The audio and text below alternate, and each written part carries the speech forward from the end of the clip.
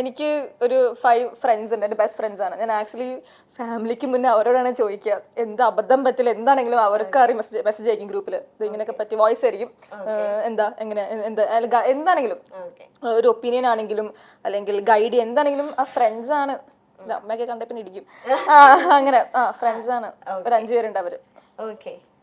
And next, real ലൈഫിൽ boxer ആകണമെന്ന് എപ്പോഴെങ്കിലും ആഗ്രഹം തോന്നിയിരുന്നു? സ്കൂൾ കാലഘട്ടത്തിലോ കോളേജിലോ എപ്പോഴെങ്കിലും വിളിക്കുമ്പോ അവിടെ തോന്നിയിരുന്നു? എപ്പോഴാണ് ആ മൊമെന്റ്? എപ്പോഴായിരുന്നു ഇടി പരിപാടി നമുക്ക് ഉണ്ടാവല്ലോ, അതായത് ഇടിച്ച് ഡിഫീറ്റ് ചെയ്യണം എന്നുള്ള സാധനം.